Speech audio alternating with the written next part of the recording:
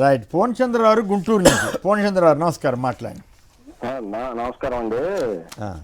ఇప్పుడు సమాజంలో బలహీనుడికి ఏదన్నా వ్యక్తిగతంగా ఇబ్బందులు వస్తే బలవంతుడి దగ్గర పోయి రక్షణ కోరతాడండి. అవును.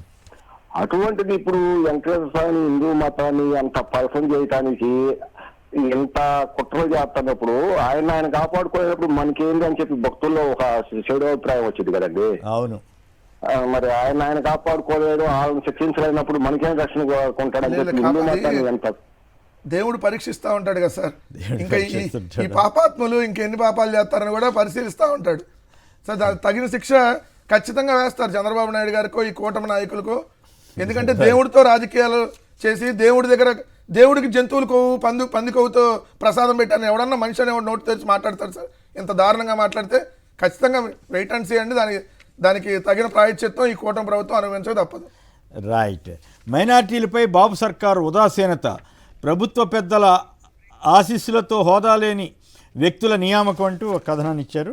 కార్పొరేట్లకు 1000 కోట్లు ఇస్తారు, మాకెవరా రాయితీలు అంటూ ఎస్సీ ఎస్టీ పారిశ్రామికవేత్తలు ఆందోళన దిగుతున్నారు. మరోవైపు 1,00,000 కోట్ల పెట్టుబడులు వస్తున్నాయంటే మరి రేపేమో సదస్సు ఉంది, ఈలోగానే మరి 1,00,000 కోట్ల పెట్టుబడి ఎలా వస్తుందో. మోందా తుఫాన్ నష్టం 6,384 కోట్లు, తక్షణ స్థాయి 900 కోట్లు ఇవ్వండి అని కేంద్రాన్ని రాష్ట్ర ప్రభుత్వం కోరింది. ఇక ఏడాది పాటు వందే మాతరం ఉత్సవాలు నిర్వహిస్తారట, 4 దశల్లో నిర్వహిస్తారట.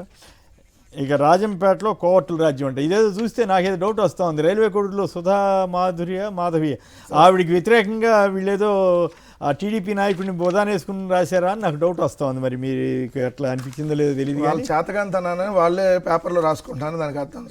పెద్దిరెడ్డి గారు మనుషులు 45 ఏళ్ల రాజకీయ అనుభవం అని చెప్తాడు చంద్రబాబు నాయుడు గారు. 4 సార్లు ముఖ్యమంత్రి. ఈ 2 పేపర్లకి మేము ఏది చెప్తే అదే శాసనం అని రాసుకునే వాళ్ళు రాజంపేటలో కోవట్ల రాజ్యం అంట. మొన్నేమన్నారు, మొలకల చెరువులో మద్యం దొరకంగానే జయచంద్రారెడ్డి వైఎస్ఆర్సీపీ కోవట్ అన్నారు కదా. మరి ఇప్పుడు వరకు ఎందుకు అరెస్ట్ చేయాలి జయచంద్రారెడ్డిని?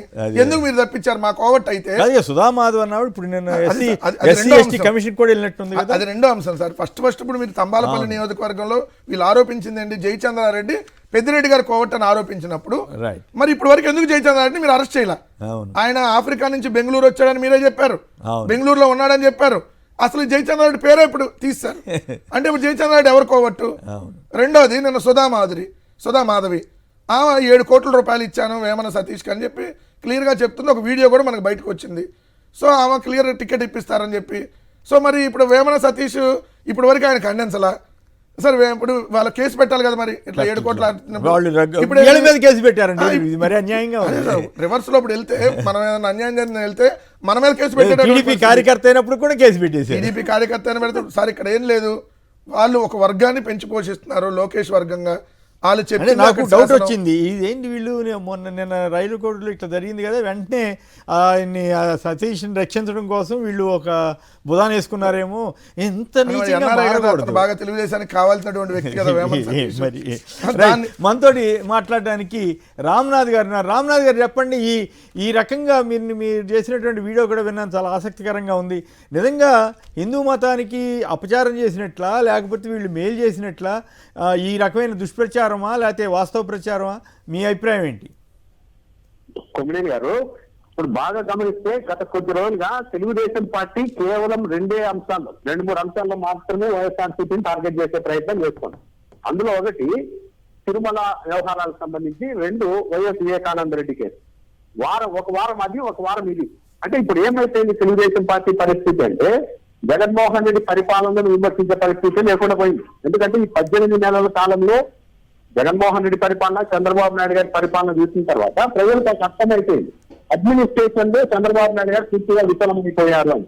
సరే, అప్పుల అంశంలో అప్పులు చెప్తే పేటరీ అయిపోతుంది. అప్పుల విషయంలో ఆంధ్రప్రదేశ్ అన్నది అక్కడ కూడా లేదు. కాబట్టి ఇప్పుడు కేవలం మతం ఆధారంగా చెప్పాలంటే డైరెక్ట్ గా వెంకటేశ్వర స్వామి వెనుకలను నిలబడి రాజకీయం చేయడానికి తెలుగుదేశం పార్టీ తెగిస్తుందేమో అనిపిస్తుంది. ఎందుకంటే తెలుగుదేశం పార్టీ అప్షన్ ట్విట్టర్ లోకి వెళ్తే రోజు కనీసం 2-3 తిరుమల లడ్డూకి సంబంధించిన అంశాలే ఉంటున్నాయి. ఇది చాలా దారుణమైనది. నిన్న చూస్తే నేషనల్ స్థాయిలో జాతీయ స్థాయిలో ఎవరు ఆర్గనైజ్ చేసినట్టుగా పెద్ద ఫాలోవర్స్, ట్విట్టర్ లో లక్షల మంది ఫాలోవర్స్ ఉన్న వాళ్ళ అకౌంట్లలో ఈ లడ్డూకి సంబంధించి ఒకే కంటెంట్ కనీసం ఒక లైన్ కూడా మార్చకుండా మొత్తం పోస్ట్ చేశారు. 100 అకౌంట్లను. ఇలా ఎందుకు జరిగింది అనేది ఆలోచిస్తే నిశ్చితంగా ఈ కిట్ను ఎవరు పంపించారు ఆర్గనైజ్ చేస్తున్న వాళ్ళే ఈ తిరుమల లడ్డూకి ఇటువంటి వాటి మీద ఇలా సంబంధించి కేసులు పెట్టాల్సింది, ఇది ఇంత దుష్ప్రచారం చేస్తారా అని చెప్పి. ఎవరో వాళ్ళ నాకు తెలిసి ఏం జరుగుతుందంటే కొమ్మినేని గారు ఆ ట్విట్టర్లలో ఈ పోస్ట్ చేసిన వాళ్ళందరికీ కూడా ఎవరో ఎక్కడి నుంచో ఒకే ఒక్కరు వాట్సాప్ లో పంపించుంటారు. అవును, వాళ్ళు ఏమనుకుంటారు మాకు మాత్రమే ఎక్స్క్లూజివ్ గా ప్రత్యేకంగా పంపారేమో అని చెప్పి ఎవరికి వాళ్ళు అనేసుకొని పోస్ట్ చేసినట్టుగా ఉన్నారు. అంటే ఎవరి కాళ్ళు అట్లా అనుకున్నారు. వీళ్ళందరినీ ఎవరో ఆర్గనైజ్ చేస్తూ ఉన్నారు, దాని వల్ల ఇది జరుగుతోంది అన్నది కూడా. పైగా ఈ బోడే బాబా అనే దాని డైరీని బ్లాక్ లిస్ట్ లో పెట్టింది 2022లో వైవి సుబ్బారెడ్డి గారు చైర్మన్ గా ఉన్నప్పుడే. ఒకవేళ వాళ్ళు వీళ్ళు కుమ్మక్క అయితే అసలు బ్లాక్ లిస్ట్ లో ఎందుకు పెడతారు, దర్యాప్తు ఎందుకు ఆదేశిస్తారు? పైగా ఆ రోజు ఇంటికి సంబంధించి ఇతర కొనుగోళ్లకు సంబంధించిన కమిటీలో ప్రస్తుతం ఐఎన్టీఆర్ మంత్రిగా ఉన్న పార్థసారథి గారు సభ్యులుగా ఉన్నారు. వేమిరెడ్డి ప్రశాంత్ రెడ్డి గారు తెలుగుదేశం పార్టీ ఎమ్మెల్యే ప్రశాంత్ రెడ్డి గారు కూడా మెంబర్ గా ఉన్నారు. మరి వాళ్ళ జీవితంలో జరుగుతాయా? చైర్మన్ అయితే మాత్రం అన్ని చేయలేరు కదా, బోర్డులో పెడితే ప్రతిదీ నిర్ణయం తీసుకుంటారు.